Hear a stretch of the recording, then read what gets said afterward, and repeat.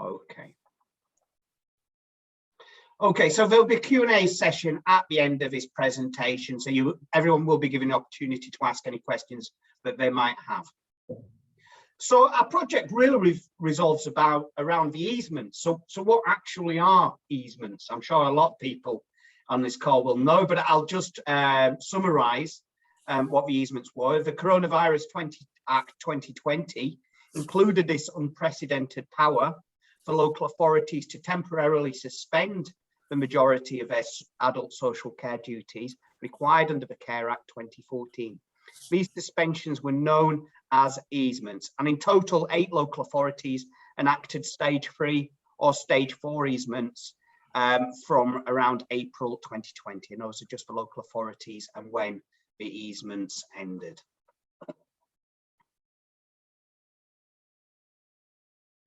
So an overview of our project. Well, the primary objective of the project was to investigate the impact of easements on a group of carers aged 70 plus, co-resident carers looking after their partners, and those responsible for safeguarding and making easement decisions within local authorities. The secondary objectives of the research was to document the impact of Care Act easements and the reinstatement of statutory duties, and to compare and contrast experiences in local authority areas with easements and those without, understand the challenges and dilemmas for those with safeguarding responsibilities and easement making decisions, understand and document the urgent challenges for carers and local authorities during this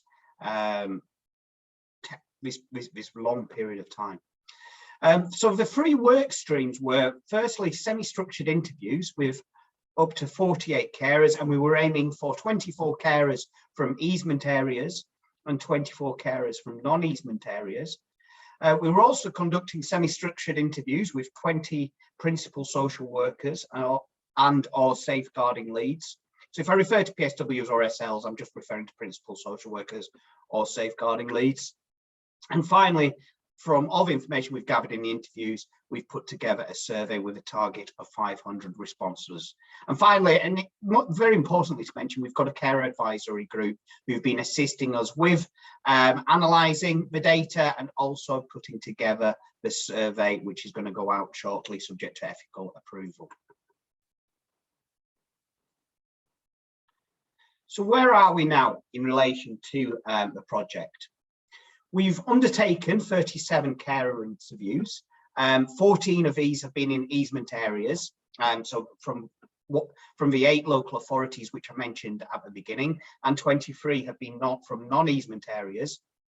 We've undertaken a full 20 local authority PSW SL interviews, and out of the 8 easement areas, we've been fortunate to interview 6 of the easement areas. PSWs are safeguarding leads in these areas, and 14 from non-easement.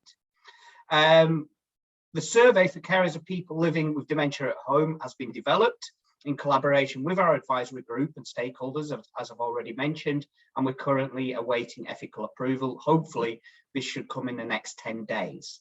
We're aiming for 500 respondents from the survey. And today, we're going to just give you a view on some of our initial tentative findings from analysis of the local authority and our carer interviews. Just as a note, I use the word enacting easements because this is the language that's very much being used.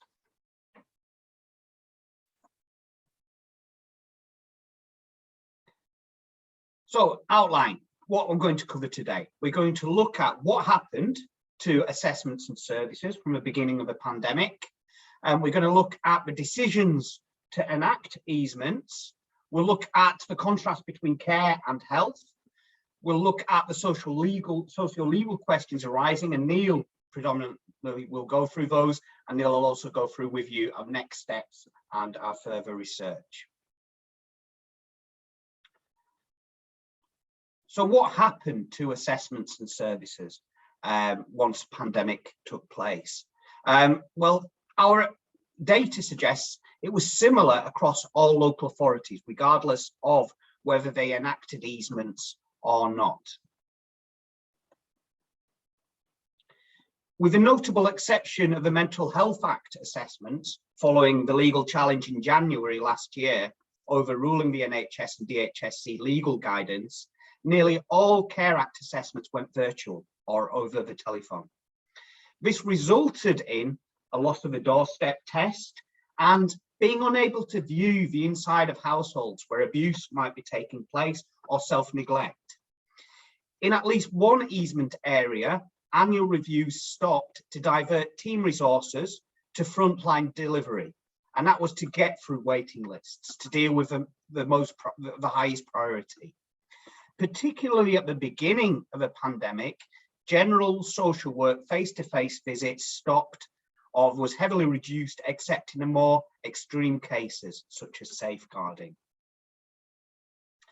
So there's a number of quotes, but for the sake of time, and the PowerPoints will be made available to everyone, I'll just cover small elements of the quotes rather than go through them all. The quote I'm going to go through is the orange quote, where it confirms your assessment process started at the garden gate. This was a PSW who was telling us this. You know, you'd see what the outside of a house was like. It would help you a bit about the person's mobility, their motivation, all of those things you don't get on the phone. So in-home care stopped in many cases, well, in a high number of cases. This was often at the request of the couple. However, this was understandable, as particularly before the vaccines, there was a real danger to life of allowing carers into the home. This was a risk that was constantly being communicated to everybody by the government. Carers were moving from one home to another. There would probably be different carers every day, no or variable PPE, which resulted in a potential for asymptomatic spread of a virus. There was a very high risk of serious illness and death to older people, especially those with multiple conditions and suffering from living with dementia.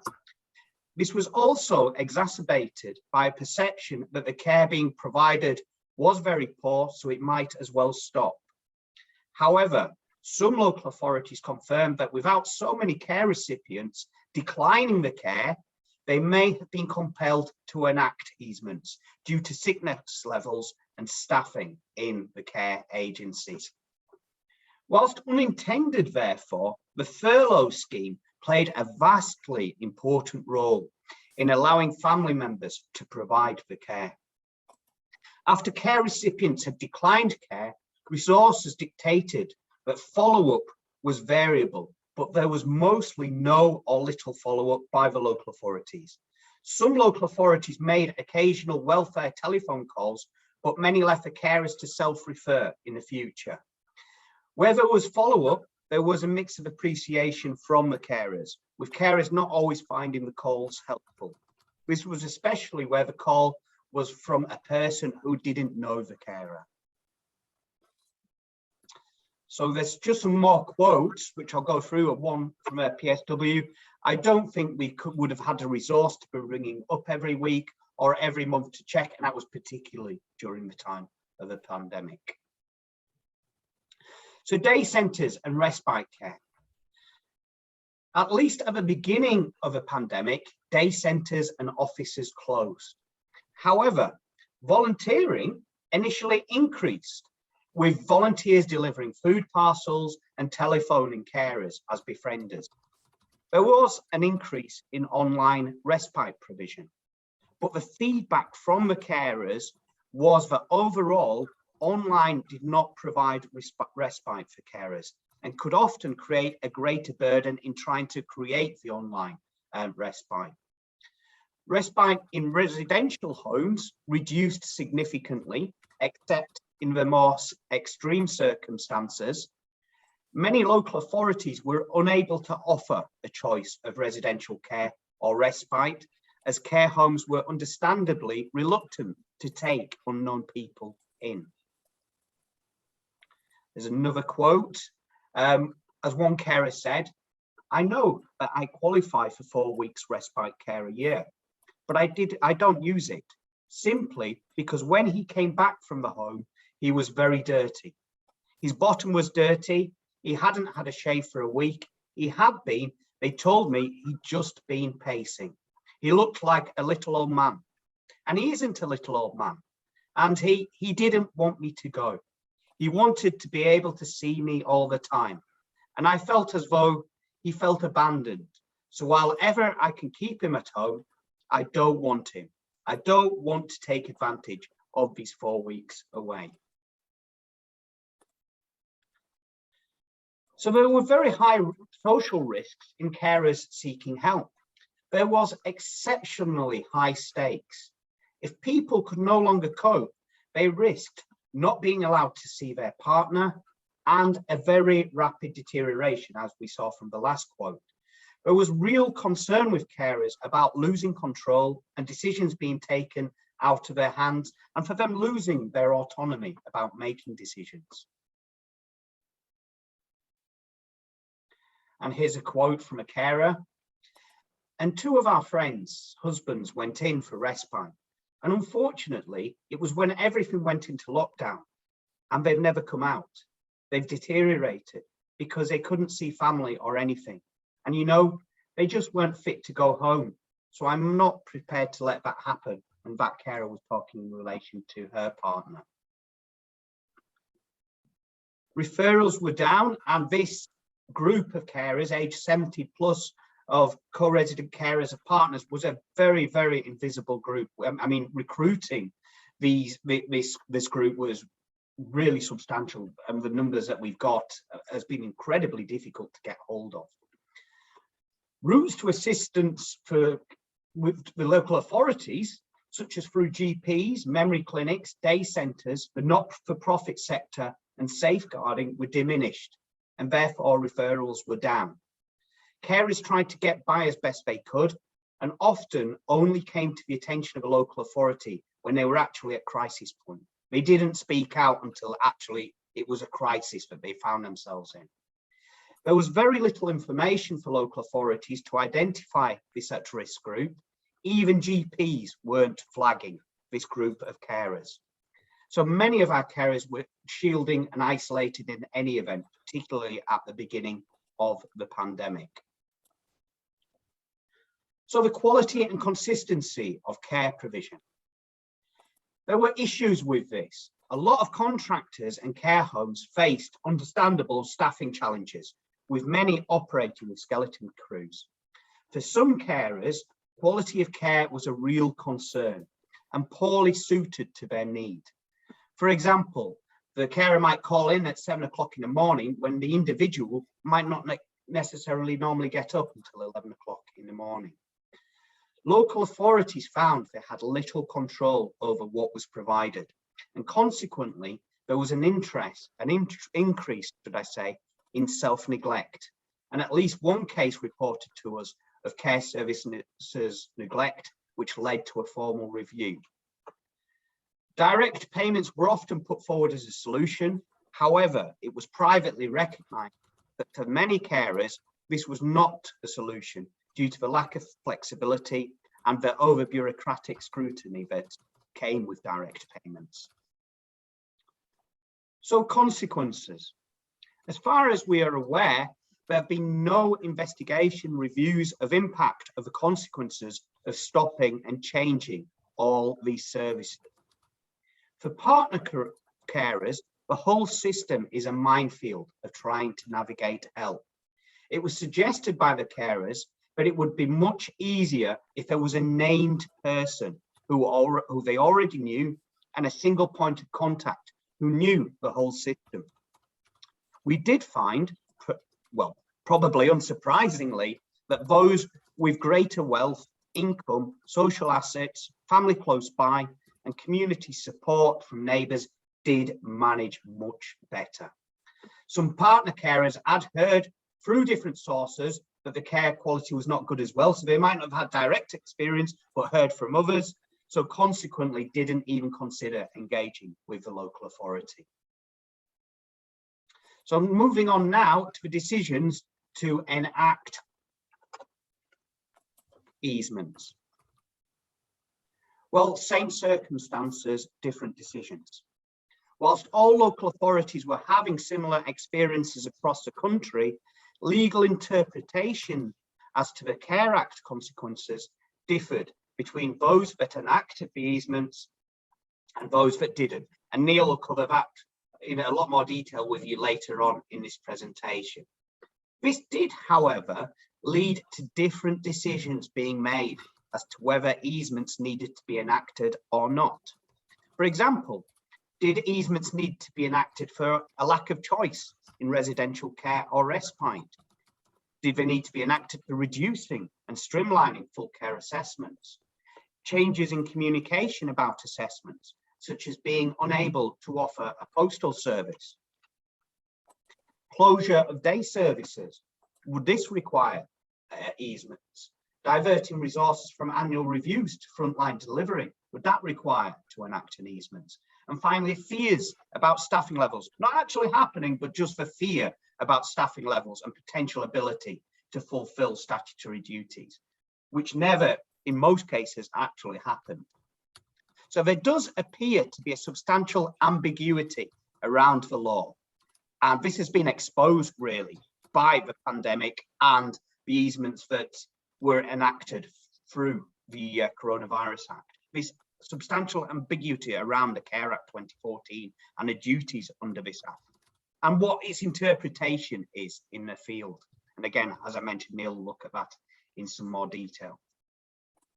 So government information and networks. Well, we gathered a significant amount of data about this. Whilst government information was definitely needed and sometimes helpful, many principal social workers and safeguarding leads reported that it was often overwhelming, constantly changing, confusing, and on occasion inconsistent, or a number of occasions inconsistent. Particularly in the early stages, the information was also being delivered from multiple sources, which was not helpful. The ethical framework was helpful, but there was little government guidance as to what circumstances might require easements to be enacted. There was no government guidance around this, or very little. The Coronavirus Act legislation did necessitate tight governance, scrutiny, and clear decision-making, which many local authorities reported back as being beneficial in the pandemic, this kind of tight governance and scrutiny and its clear decision-making process. However, it was the professional regional networks, such as the PSW network, the ADAS network, that became highly significant places for information sharing and learning during the pandemic.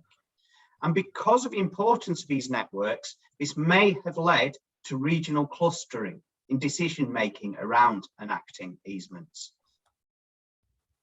So the political and discursive storm.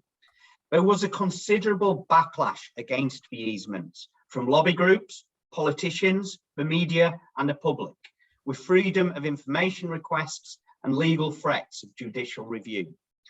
Politics influenced at least one of our respondent local authorities when considering if they should enact easements, and consequently they decided not to.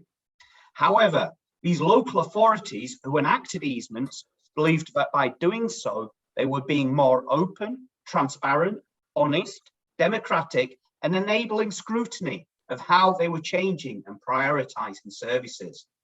These local authorities believed what they were doing was right in all the circumstances and by the law, and therefore felt vilified at the attacks upon them for doing so. They were surprised by these attacks, and was also surprised that other local authorities weren't also enacting the easements. At least one local authority said they would enact again if needed, but another said never again. The whole narrative around the easements was very negative, perceived to be stigmatizing, harmful, demoralizing, and unfair. So that leads me now to the care versus health debate. There was a lot of comparison between social care and health by principal social workers and safeguarding leads. The NHS were able to escape the political, legal, and media barrage around easements, as the law permitted triage, rationing, operational prioritization without them having to enact easements in the first place. They were able to do that. There was a lot of resentment about the lack of support and lack of appreciation given to the social care sector. Social care was and still is viewed as the poor relation to health, with a vital role it has played not being recognised in full. As a consequence of emotional burden, burnout, staff shortages, low pay, lack of funds, lack of political and social recognition for staff, and Omicron, the situation in January was much more serious than at any stage in the pandemic. Experienced staff are leaving or retiring, and it's increasingly more difficult to recruit and retain staff. The short-term funding offered by the government is not helpful for long-term stability and does not allow for commissioning services that will last. There is a deep concern throughout social care about the current situation and the future.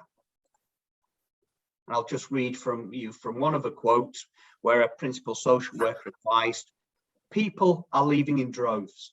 We tried recruiting to the short-term posts because we had the short-term money, but we can't even recruit to permanent posts because nobody wants to do social work anymore." So at this point, I will hand you over to Neil, who will take you through the socio-legal questions arising from some of our research findings. And Neil, if you just do the Chris Whitty next slide, then I'll take it on. All right, thanks, Phil. Just to say, everyone, that these slides will be available online afterwards, so don't feel as though you need to take a note of what's on them. Obviously, we were looking at quite a unique period of history where these easements were designed really for a fairly apocalyptic scenario whereby the social care workforce was so depleted, or the demand for social care was so high during the pandemic as to pose a risk to life if local authorities continued to be bound by their statutory duties. And obviously it was unique. Whether we end up going back to that period or not is hard to say. But this research isn't a piece of historical research. We're looking very much at the experience that everyone went through to try and get a sense of how that's going to impact on us all going forwards. And the sort of short message, I think, is that we're worried. And we're probably worried less about those areas that did trigger easements as compared to the vast majority that didn't. And just to remind you, there are 8 local authorities that triggered easements, and the remaining, there's 152, I think, local authorities in England. So over 140 local authorities didn't. And it's the majority that we are concerned about, given that all local authorities, all 152, faced the same challenges, such as closing day services. But legally, they reacted very differently. So there are some socio-legal questions arising from the research, and we have preliminary views as to what our answers might be. So the first is, without these easements, were the actions that we've described that local authorities took across the board likely to have resulted in breaches of the statutory duties under the Care Act? Now, if you're not familiar with the Care Act, in a nutshell, we all have different needs, but only some of those needs qualify or are eligible for statutory support, what we call eligible needs. And there is a duty under the Care Act, and it's not something you get under the NHS Act, which is why there's a difference between health and social care. There's a duty under the Care Act on local authorities to either provide or make arrangements to meet the person's eligible needs. That's an absolute duty for which there are very few, if any, exceptions. So it follows from that if any local authority had someone within their area whose eligible needs were not being met, on the face of it, that's a breach of their statutory duties. unless they used the easements.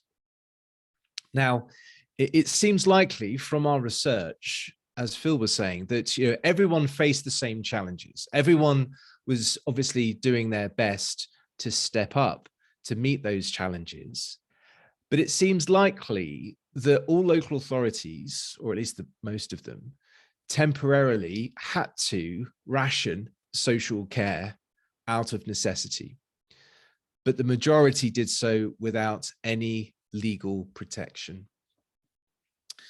So that brings us to the second concern, which is why were different local authorities being given diverse or inconsistent legal advice on their duties? Just go back for me, Phil, please. If we're all facing the same problem, why was it that only 8 out of 150 or so local authorities felt it legally necessary to water down their duties to powers? Was this because, for example, different local authority lawyers were interpreting the Care Act in a different way? Just to give you a quick example, imagine you've got an individual that's been assessed as having an eligible need to avoid social isolation, or a need to have structured daytime activities. And that eligible need was being met before the pandemic by attending a day service. Day services closed for much of 2020 across the country. In some cases, no doubt, furloughed family members may have been able to step up and potentially meet that need to avoid social isolation. But that won't be the case for absolutely everyone. And so inevitably, we think it follows that some people will have had unmet need. And if no easements were used, then that is a breach of statutory duty. The third question on that slide is, does the Care Act or Coronavirus Act enable local authorities to respond to a problem across the board? And I think when people were very concerned, at least in the media and politically, about those areas that were triggering these easements and watering down their duties, there was a concern that that might automatically lead to a sort of rationing across the board of social care. We question whether that would likely happen, because it's not inevitable that using easements would have reduced social care across the board. It seems more likely that that would be considered on an individual basis. And then the fourth question there is, how should we interpret statutory duties in the face of people declining to have carers come in, when those carers potentially brought with them a risk of passing on the virus? Well, there is some case law on that we've been looking at, and the impression we get is that the courts tend to tread very cautiously when they're identifying the circumstances in which a local authority's duty to meet eligible need can be considered as lawfully fulfilled. You often hear talk in social care about a reasonable offer. What has a local authority offered reasonably to meet the person's needs? Well, the duty in the Care Act is an absolute one. You can't reasonably offer to meet need. You have to put in place or offer something that will meet need. And so obviously there are different ways of meeting someone's needs, but there is a concern that there was probably quite a large swathe of unmet need during that period. Next slide, please, Phil. If the actions taken by local authorities were in full compliance with the Care Act, is this desirable as a matter of social policy? Are these duties robust enough? Well, from what we can gather, the duties are very robust in and of themselves. That's why easements had to be made available. Whereas in health, the duties are not so robust, which is why health easements were not required. So it looks like the duties are certainly robust, but how easy are they to enforce is our main concern. The second issue here is political and legal focus was on preventing easements. The emphasis was on trying to prevent local authorities from relaxing their legal obligations, and that mostly succeeded, rather than challenging the majority that didn't use these easements. And so the question then is, well, what are the potential moral hazards of challenging reduced service provision? Our research found that, understandably, people are very reluctant to bite the hand that feeds them. And so the question then is, well, how can we have a system whereby people that receive social care are able to effectively challenge public authority decisions without dreading the potential consequences? What might have been the outcome for those that did challenge local rationing of social care? There's obviously a risk there of worsening relations between the individual and the might of the state when it comes to making complaints and so on. Next slide, Phil. And then finally, how useful are these mechanisms for challenging social care under the Care Act? We've not seen much in the way of judicial reviews. So the basic way of challenging these sorts of decisions is that you first follow a local authority complaint process. And then if you're still dissatisfied, you can go to the Ombudsman, which is a free service. And you also have the option to judicially review the public authority's decision. Now, we've not seen any sort of major judicial review challenges being brought over the last 2 years in the context of the Care Act in this context. What we have seen, though, is a number of Ombudsman decisions, some of which have clearly identified that people had unmet need. But there aren't a lot of them. So why are or were people not kicking up a fuss? Why were there no or very few cases and comparatively few Ombudsman challenges? And that raises issues about balance or imbalance of power between the individual and the local authority, potential inequalities, and certainly so far as judicial reviews are concerned, so going to court, legal aid is only available to cover legal costs for the poorest, and yet the stakes are very high. There's also ambiguity as to what local authorities are actually required to do under the Care Act. If different local authorities were getting different legal advice about the same problem, that shows to us at least that there is some confusion or ambiguity about what local authorities are or are not required to do. We have obviously the law, we have statutory guidance, but there seems to be varying interpretations of it. And ultimately, what really concerns us is that the failure to trigger the easements may ultimately serve to undermine local authority statutory duties, because that would fail to appreciate their strength in law.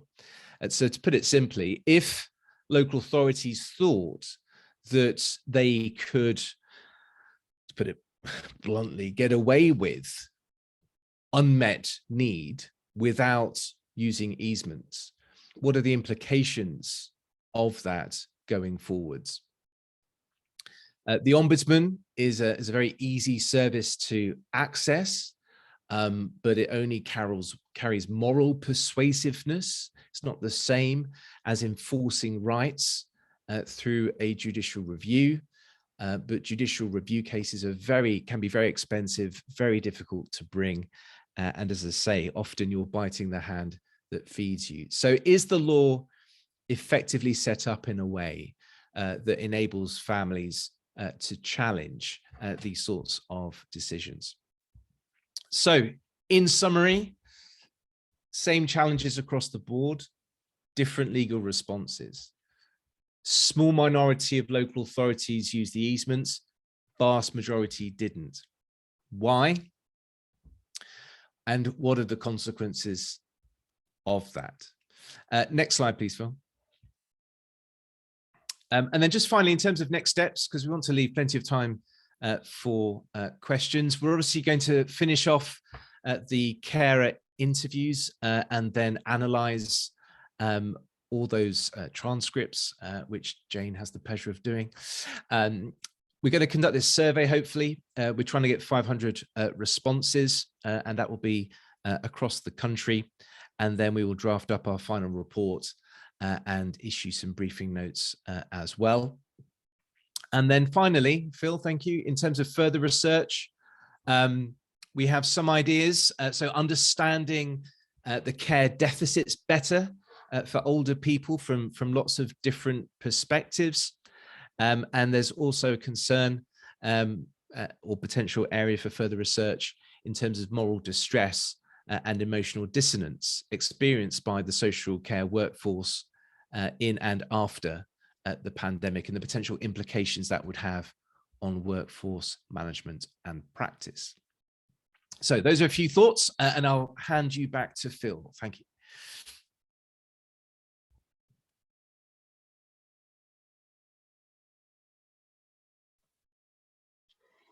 Thank you, Neil. Yes, plenty of food for thought really from that.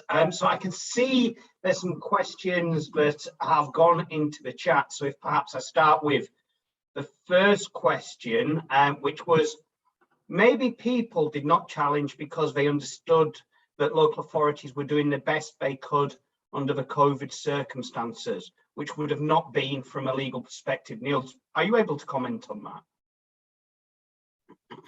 that? I suspect that's right. I think there was, you know, in spite of what the law might say, I think in terms of human reality, I think we all recognise, didn't we, that that those in health and social care were doing their best to confront an absolutely nightmarish scenario. And often, you know, when you're in the midst of a crisis, the last thing you might do is go to a lawyer to challenge your the lack of fulfillment of legal rights. So I anticipate that there was a lot of latitude, if you like, given to public authorities.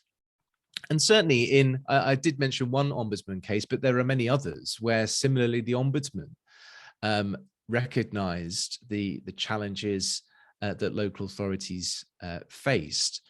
And so there is that recognition there. As I say, the interesting thing from our research is that these legal duties are absolute. Obviously, people can decide not to enforce their rights. That's a matter for them.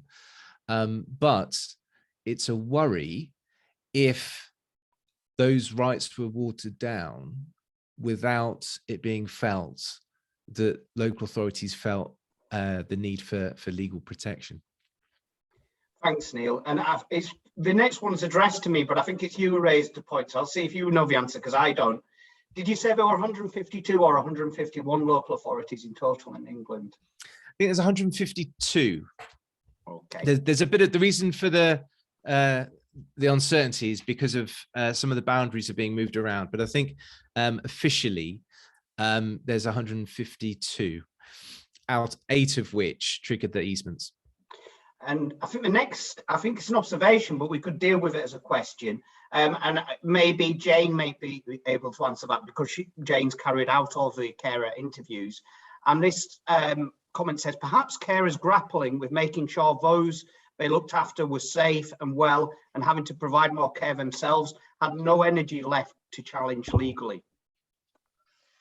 Yeah, I think, you know, that does kind of match what's in the data. And I think, as Neil's explained, you know, challenging decisions and eligibility and how needs are being met, was, seems to be quite a complicated process, and I think carers are unsure about how to pursue those challenges as well, particularly when care was provided maybe by private agencies. So people were perhaps unsure whether, who they should be addressing those concerns with. So yeah, I think, challenging decisions, it does require a lot of energy, and it's quite a long process. So it just was something that people weren't in a position to do at the time. Thanks, Jane. And it's also worth stressing that when we talk about duty to meet eligible need, that's not just the needs of the cared for person, it's also the needs of the carer. And so, Ruth, I think you're absolutely right that they probably threw absolutely everything into that caring relationship without the energy then to try and challenge what was going on. But it's important to recognize that there's probably a lot of unmet carer need, as well as unmet need on the part of the person being cared for. Okay, thanks, Neil. Thanks, Jane. So the next question I think I can answer, which is, do any local authorities still have the easements in place? And the answer is no, they're unable to enact easements anymore. This provision has been removed from the Coronavirus Act. The irony, of course, is it has never been needed more, probably at the end of December, early January, than it was throughout the pandemic, and that option simply wasn't there for local authorities. I don't know whether you want to make any further comments, Neil? No, thank you, Phil. Okay, so the next comment or question is, I note the use of the word respite in your presentation. Am I right in thinking the Care Act 2014 talks about replacement care? What's your view, Neil? Nice to see you, by the way, from the days in Lancashire Dolls work. Thank you, Susan. It's lovely to sort of almost see you too. If you look at the statutory guidance to the Care Act, they use both. There's some reference in there to respite, and that's referred to 7 times. And there is some reference to replacement care, which is referred to 10 times. So both are referred to, but essentially we're talking about the same thing, which is that we're talking about arrangements that could be put in place to give the carer a break, however we want to phrase that. Okay, the next question is, interested in the concept of reasonableness. As a former local authority manager, it is a commonly used term in responding to inquiries or complaints. Are you able to expand upon that, talk any more about this concept of reasonableness, Neil? Yeah, so it's quite interesting, I think, that to generalize, but I think it's a fair generalization. When you speak to social workers and others within local authorities, you hear a lot of talk about the reasonable offer. So what can we reasonably offer to meet someone's eligible needs? Now, that's not a term in the Care Act. It's not a term used in the guidance to the Care Act, but it's a term that's often used in practice. And I think it's an important point, because if things are phrased as a reasonable offer, what might be reasonable in the height of a pandemic might be quite different to actually what the law demands. Because, as I say, when you look at these statutory duties, the duty to meet eligible need, there are no exceptions to that. The only one I can think of, really, although, as I say, I think judges would tread very cautiously here, but obviously those with capacity are entitled to refuse the offer to meet my eligible needs. But other than that, there are no exceptions. Local authorities must meet eligible need. And as I say, sometimes I think that can be quite different if we start incorporating the concept of reasonableness. And it might be that might partially explain why some local authorities felt they needed legal protection whereas others thought they didn't.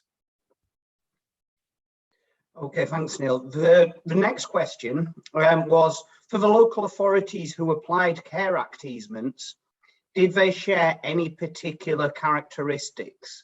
For example, were they more likely to have high levels of deprivation? I perhaps could answer in relation to that. It's an area that we are looking at and we're still analysing at the moment, but what we can say is, while some of the local authorities that did enact easements had high levels of deprivation, a lot of local authorities that did have high levels of deprivation didn't enact the easements. So I can't say, because we haven't specifically properly analysed this yet, but there doesn't seem to be a correlation between that as it stands at the moment from the data that we've been looking at. I hope that answers your question. Neil, were you going to say? I was just going to say the other thing, this isn't the case for all of those 8 local authorities, but when you just look at the geography of those local authorities, there's quite a concentration in the sort of West Midlands area.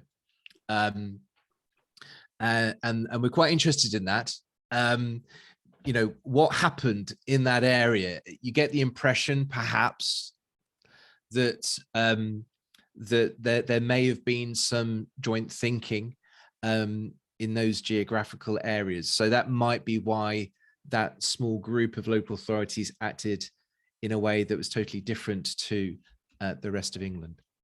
Yeah, and I mean, taking it back to what I mentioned in the presentation, the PSW networks and the ADAS networks in the areas were predominantly the areas where decisions were being made. So the data that's been coming through from that was they've never been better attended throughout the whole process, you know, than throughout the pandemic, because people were attending over Zoom or attending over Teams and, you know, discussing the issues, and people were talking about how they were going to deal with it. And yeah, we did see a clustering of local authorities in a similar region making similar decisions. And we believe it was because they were understandably talking to each other through the networks. And I mean, I must stress that the networks to the local authorities was an incredible resource, you know, for local authorities to draw upon it. And they provided a fantastic resource for everybody to discuss and try and problem solve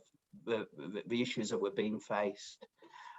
Next one's just an observation, agreeing with you, Neil. Saying we're still hearing stories from carers about the impact lockdown and restrictions had on them. So I don't think there's any more questions on the chat. I'm quite happy if somebody wants to raise their hand and, you know, ask a question in person. We're quite happy to do that. We've got about 8 minutes left until the end of the presentation. So if just while people are, just while people perhaps are thinking of extra questions on that last point. One thing, again, we're focusing very much on looking at the past to inform the future. So one thing that I think is a fairly shared concern in most local authorities is that, you know, this apocalyptic scenario didn't happen at the beginning of the pandemic, quite the reverse, principally because of the furlough scheme, it seems. But obviously furloughs ended. And so it's really now in 2022 that people are coming out of the sort of sanctuary of their own home, and the need for care and support is very much on the increase without the furlough scheme. And so the easements finished last year. They're not available now to local authorities. And yet the demand for social care is probably far higher now than it was during the course of the pandemic to date. And just to add to that, really, I mean, one of the information that we was getting from PSWs and SLs was staffing level, local authority staffing levels, whilst care agency staffing levels were down because they were in field. Actual staffing levels in the majority of the local authorities had never been better than under the pandemic, because people, where you'd have to drag yourself in on a bus or you're in a car or whatever, when actually working from home, you just had to drag yourself onto the desk in your office or your bedroom or whatever. And a lot, the staffing levels had never actually been better than under the pandemic. Just an observation that's been made in the chat. PSW networks were really useful, but the decision to enter easements in Middlesbrough was made in isolation. Middlesbrough ramping up and increasing support to carers after the pandemic. I find it really interesting what you shared around the unequal footing of social care in NHS. For example, NHS not having to enact laws. Do you think this links to wider issues around confusing, unclear government guidance for social care throughout the pandemic? Is there anything you can comment on that, Neil? It is very interesting, not just for lawyers, hopefully, but across the board. It's very interesting that the legal duties on the NHS are very different to the legal duties in social care. And in fact, the legal duties in social care are far more robust, better, basically, than those in healthcare. So that's why I think Parliament decided that we need the option of easements in social care, but we don't need them for health. So that the legal position is very different depending on whether we're talking about social needs or healthcare needs. And in many respects, they are better in social care than they are in health. Now, in terms of wider issues and unclear government guidance for social care, I think one of the problems, Bronte, is that, well, I'm speculating, but when you look at the statutory guidance, and any of you can do this, just Google Care Act statutory guidance, you will see that it is absolutely immense. It's a massive, massive document. And you kind of need to know what you're looking for. Now, the thrust of it, I think, is clear. If you know what you're looking for, you can readily identify what the legal duties are. But whether it's accessible to a layperson, I think, is perhaps the key issue. Okay, and another comment, just to generally agreeing, saying definitely increased demand. Carers are asking for assessments that are now urgent, as they've kept going for 2 years, and those they look after have deteriorated significantly. Is there anything, Jane, you might want to comment in relation to that?